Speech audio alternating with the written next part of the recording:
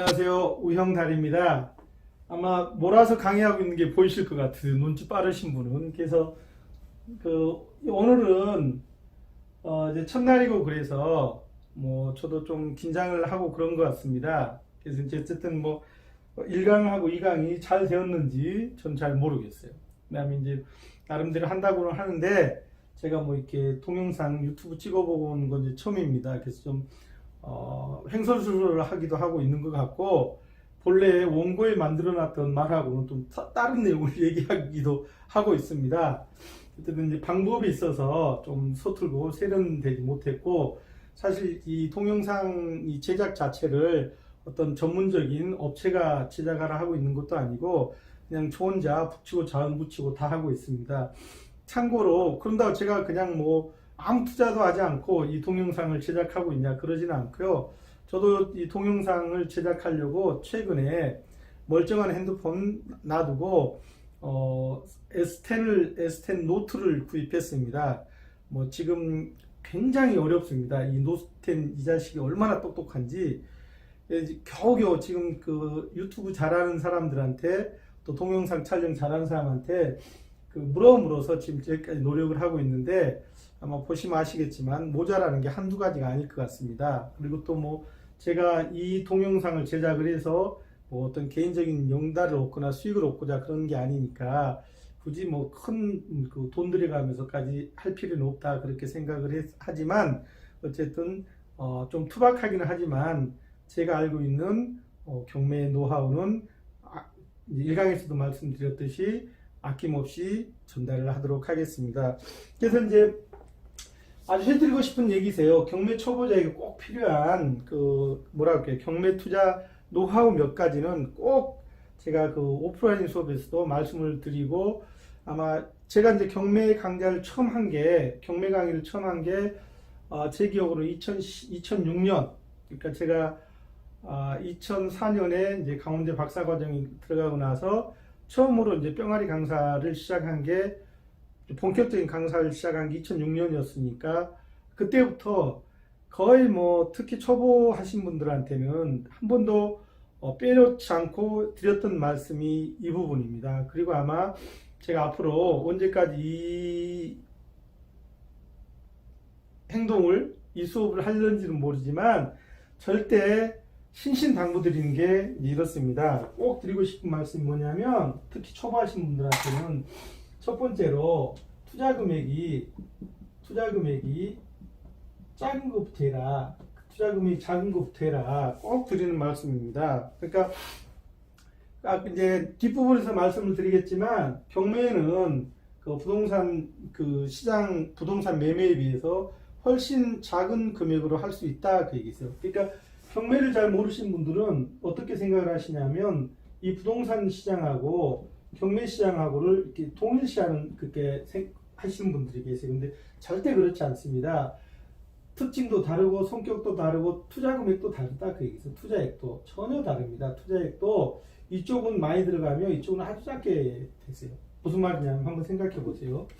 어떻게 다르냐면, 전체가 부동산 시장이라고 한번 생각을 해보자세요. 부동산 시장에는 뭐 아시겠지만 이제 매매 시장도 있고 뭐 재개발, 재건축 등등 뭐 굉장히 많은 있어요. 그 중에서 경매는 어느 정도밖에 안 되냐면 이 정도밖에 안 되세요. 구체적으로 자료조사를 제가 안 해봐서 모르겠는데요. 전체 부동산 시장을 100으로 본다 하면 경매 시장은 한 2에서 3 될까요? 아마 2에서 3도 안 될 것 같으세요. 그죠?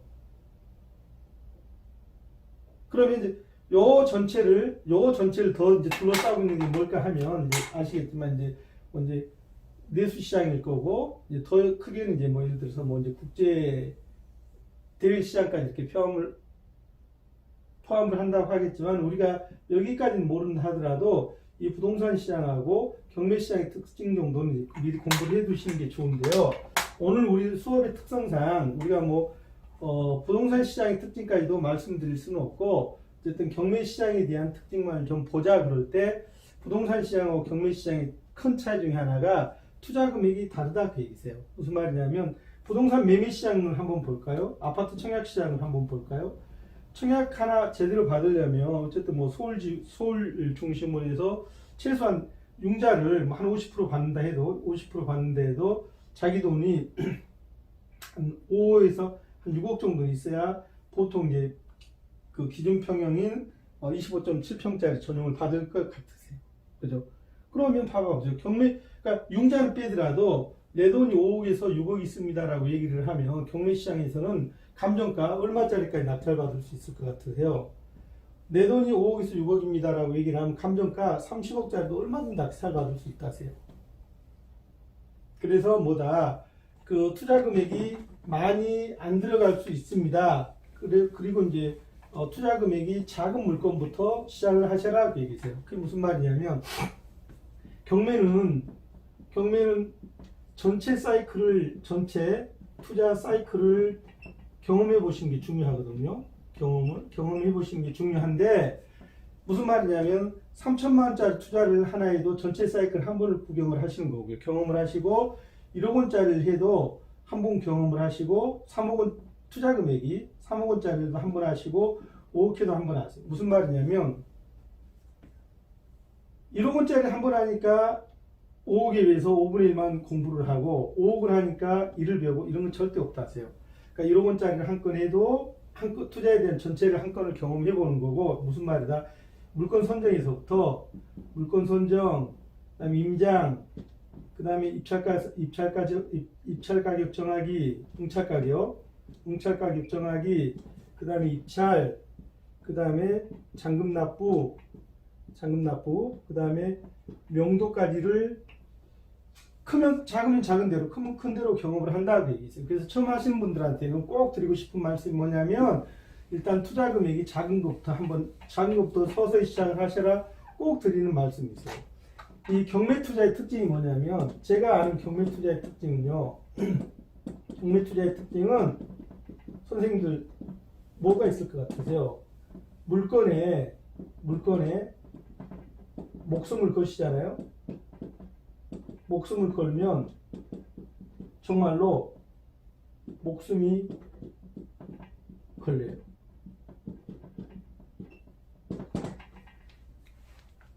제가 인정하는 경매 시장의 특징입니다. 초보자가 좋아 보인다고 경매 물건에 목숨을 거시잖아요. 진짜 목숨이 걸린다니까. 여기서 지금 이 목숨 진짜 목숨입니다.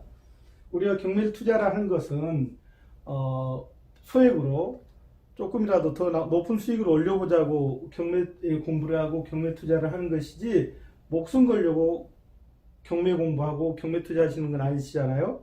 그리고 안 그래도 목숨 걸릴 일들 많으시잖아요. 경매 물건에 목숨을 걸으세요. 절대 물건이 작은 물건부터 투자를 하세요라는 말씀 꼭 좀 기억을 하세요.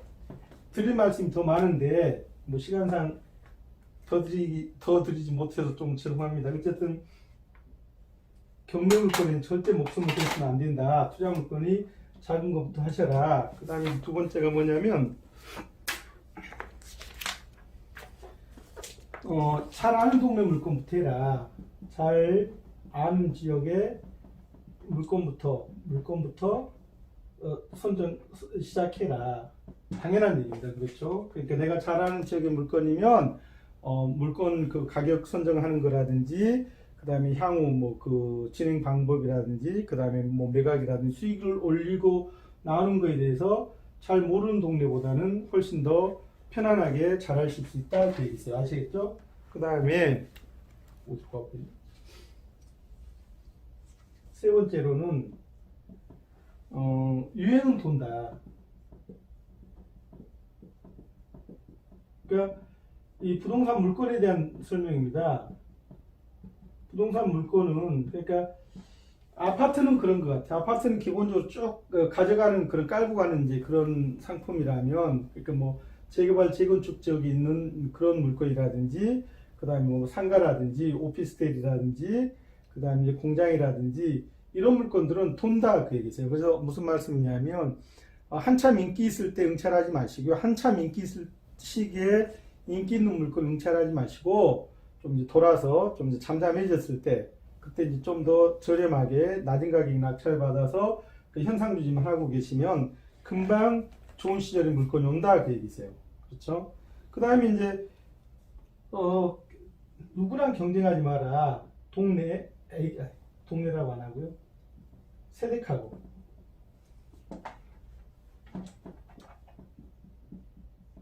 세대카고 경매 물건에서 경쟁하지 마세요. 경매 물건으로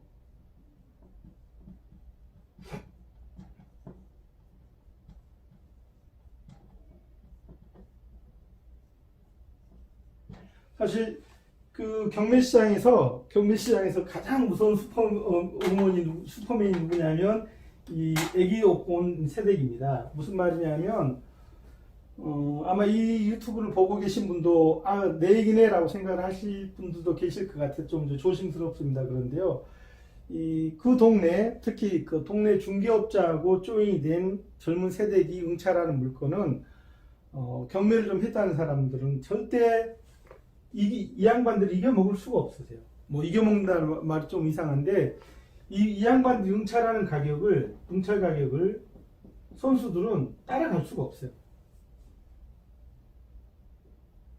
굉장히 신기해요. 무슨 말이냐면 예를 들어서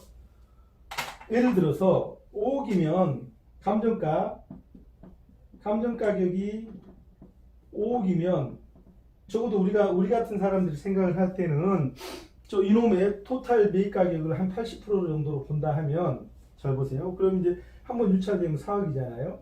그럼 이제 한 번 더 유찰하면 이게 80%니까 4, 8은 30에서 한 3억 2천 정도 될 것 같습니다. 그러면 요놈의 80%라고 하면 여기서 응찰하시면 안 되잖아요. 왜냐면 부대 비용이 있으니까. 그러면 3억 한 2천 정도에서 3억, 그렇죠. 4, 8은 30 맞죠? 3억 2천 정도에서 얼마 정도에 한 3억 한 7천 정도 응찰을 하면, 그럼 플러스 알파 부대 비용 하면 한 80% 정도까지 간다. 이 정도가 되려면 한 번 유찰, 두 번 유찰해서 한 70% 정도 응찰을 해야 80%까지 간다라고 하면, 제가 볼 때는 5억짜리라고 하면 한 3억 7천 전후에 응찰하는 게 보통 이제 한 80% 정도 매입 가격을 정하고 응찰할 때라고 그렇게 본다 그러면, 그러니까 3억 7천 정도거든요. 그런데 이 양반들은 어떠시냐 그러면 여기에다 알파 써버리세요.